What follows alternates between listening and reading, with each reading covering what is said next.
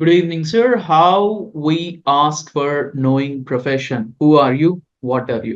ఎవరిదైనా ప్రొఫెషన్ అడగాలి, వాళ్ళు ఏం చేస్తారు అని అడగాలి. ఎలా అడుగుతాము అన్నది క్వశ్చన్. ఇప్పుడు ఎవరైనా ఏం చేస్తారు, వాళ్ళు ఏం చేస్తారు, వాళ్ళ వృత్తి ఏంటి అని ఎలా అడగాలి అనేది క్వశ్చన్. మామూలుగా ఏదైనా ఒక దానికి మల్టిపుల్ ఎక్స్ప్రెషన్స్ ఉంటాయి ఇంగ్లీష్ లో. కొన్ని ఎక్స్ప్రెషన్స్ ఇప్పుడు చూద్దాం. మామూలుగా వాట్ డూ యూ డూ, మీరేం చేస్తారు. నేను జనరల్ గా వాట్ డూ యూ డూ అని ఎవరినైనా అడిగాను అనుకోండి, నథింగ్ సార్ అంటారు. అంటే నేను అప్పుడు అనిపిస్తుంది, ఏంటి అంత ఖాళీగా ఉన్నారు వీళ్ళని. అంటే what are you doing now కి వాట్ డూ యూ డూ కి చాలా తేడా ఉంది. వాట్ ఆర్ యూ డూయింగ్ అంటే ఇప్పుడు మీరు ఏం చేస్తున్నారు అని కాదు. వాట్ డూ యూ డూ అని నేను అడిగానంటే మీరు వృత్తి రీత్యా ఏం చేస్తారు, మీ ప్రొఫెషన్ ఏంటి. I'm a teacher, I'm a trainer, I'm a doctor, అదేదో మీరు చెప్తారనమాట.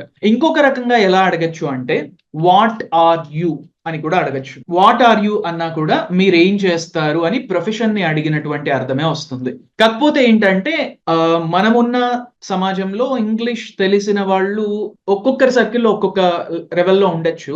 జనరల్ గా వాట్ ఆర్ యూ అనగానే అర్థం కాదు కొంతమందికి, ఎందుకంటే దాన్ని ప్రొఫెషన్ అడుగుతున్నారు అన్నది స్ట్రైక్ అవ్వదు. మీరు ఇప్పుడు క్లాస్ లో విన్నారు కాబట్టి నెక్స్ట్ టైం ఎవరైనా వాట్ ఆర్ యూ అనగానే వాళ్ళు నా ప్రొఫెషన్ గురించి అడుగుతున్నారు అని వెంటనే ఐఎమ్ ఏ స్టూడెంట్ ఏదో ఒకటి చెప్తారు.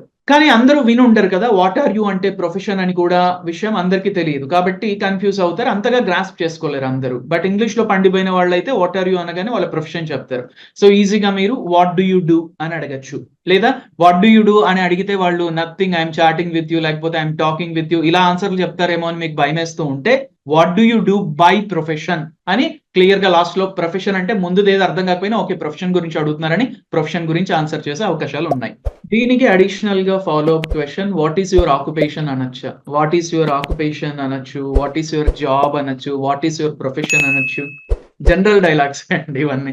కాకపోతే మీకు తెలియంటి ఏంటి అంటే వాట్ ఆర్ యూ అని అడిగినప్పుడు, వాట్ డూ యూ డూ అని అడిగినప్పుడు కూడా మీరు ఏం చేస్తారు అని, what is your occupation. And కాకపోతే కొంచెం మనం పొలైట్ గా అడుగుతాం, what is your occupation, what do you do, ఇలా కాకుండా కొంచెం పొలైట్ గా అంటే మే ఐ నో తో స్టార్ట్ చేయండి. తెలుసుకోవచ్చా, ఇప్పుడు మీరు ఏం చేస్తారు అని అనటానికి మీరు ఏం చేస్తారో తెలుసుకోవచ్చా అని అడగటానికి పొలైట్నెస్ ఉంది కదా డిఫరెన్స్. మీరు ఎక్కడ ఉంటారు, మీరు ఎక్కడ ఉంటారో తెలుసుకోవచ్చా, పొలైట్నెస్ ఉంది కదా.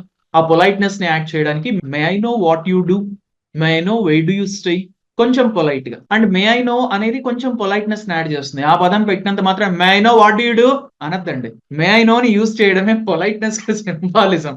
ఆ దాన్ని యూజ్ చేసేటప్పుడు మీ టోన్ మార్చండి. ఎంత అద్భుతమైన పదాలు యూజ్ చేసినా టోన్ బాగాలేకపోతే సెంటెన్స్ అంతా వృధా అవుతుంది. May I know what do you do, may I know where do you stay, tone is important.